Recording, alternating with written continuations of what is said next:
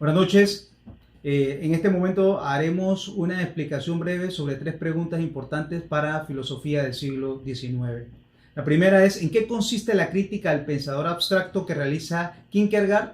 ¿La considera justa o no? ¿Y el por qué?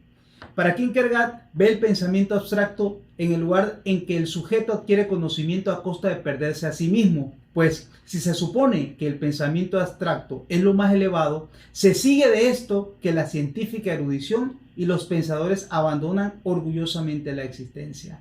El pensador abstracto, tal cual como lo ha definido Kierkegaard, ha sido Hegel, o bien todo aquel que ha mantenido y ha perseguido o ha planteado la teoría de Hegel, ya que concibe al sujeto como un yo puro, uno que no se enfrenta a las dificultades de la existencia y que por tanto el yo del que se ocupa el pensador abstracto es el libre de dichas dificultades, pero no porque las resuelva, sino porque las evade. Al evadirlas, la existencia del pensador abstracto pierde todo sentido, pues es un sujeto capaz de ejecutar acciones como cualquier otro, pero no de sentirse movido por las más profundas pasiones ni sentimientos. Así, absorbido en el pensamiento puro, se olvida de que es un sujeto existente. Sus acciones y sus relaciones con otros se hacen impersonales. Su existencia carece de finalidad. La crítica que hace Kierkegaard al pensador abstracto es que no debe entenderse como una crítica al pensar, pues no busca anular el pensamiento de la vida del sujeto. Muy por el contrario, su crítica busca rechazar la idea de igualar el individuo al pensamiento, cuando lo que debe hacer el pensador en su condición de existente es realizar la síntesis entre la idealidad del pensamiento y su existencia. Kierkegaard es claro y deja la visión para ir hacia la concreta, la de la existencia, la del devenir, la del sujeto que piensa pero que no es pensamiento. Este sujeto es el que Kierkegaard llama pensador subjetivo.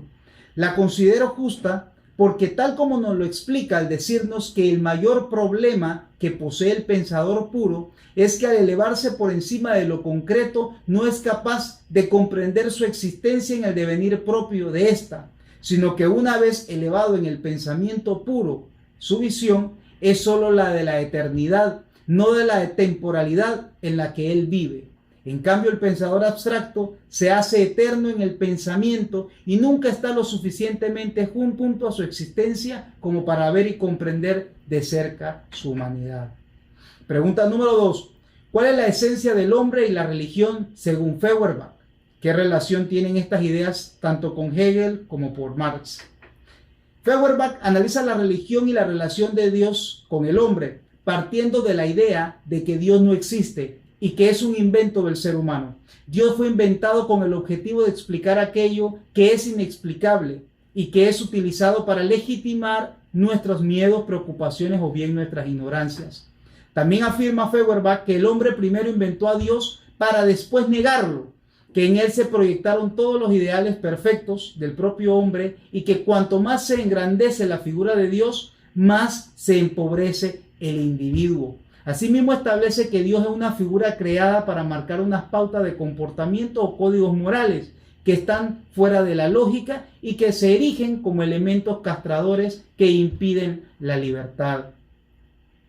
Partiendo de esta idea, nos dice que la clave de esa diferencia es la conciencia, entendida como sentimiento de sí mismo, entendiendo pues la definición y el significado que le da Feuerbach sobre la esencia del hombre, ya que hace una distinción entre la diferencia esencial del hombre y de los animales. También expresa de que esa conciencia entendida como sentimiento en sí mismo, en su propia existencia, como la facultad de distinción de lo sensible y de lo moral, es decir, lo que está mal y lo que está bien, y como el hecho de ser conocedor de la conciencia de lo infinito.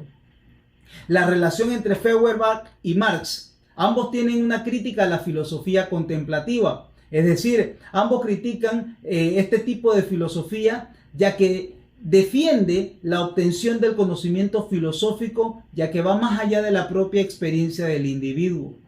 Feuerbach y Marx también defienden la praxis, es decir, la acción y la práctica. Otra similitud es que centran el concepto de religión. En este sentido, tanto Feuerbach como Marx tienen un concepto muy similar sobre la religión. Relación entre Feuerbach y Hegel. Feuerbach es el único que toma una actitud crítica frente a la dialéctica hegeliana. Se le rescata de que pudo probar que la filosofía no es más que la religión convertida en pensamiento y desarrollada discursivamente. También se le atribuye que pudo haber fundado el verdadero materialismo y la ciencia real al hacer de la relación social del hombre al hombre, y también el haber contrapuesto la negación de la negación. La tercera pregunta es: ¿qué es el nihilismo activo y el nihilismo pasivo? ¿Y cómo se relacionan a este tipo de nihilismo con la idea del eterno retorno? Primero, debemos definir que el nihilismo es una corriente filosófica que niega toda creencia, principio o dogma, bien sea este de carácter religioso, político o social. El nihilismo activo consiste en la destrucción de todos los valores y principios que rigen la sociedad para imponer unos completamente nuevos que propicien la aparición del superhombre. El nihilismo pasivo: en el hombre, tras la aceptación de que la realidad y los valores que conocía carecen de sentido, opta por la autodestrucción y los malos actos. El eterno retorno constituye una doctrina moral y una reflexión acerca del tiempo, y es una crítica a la cultura occidental.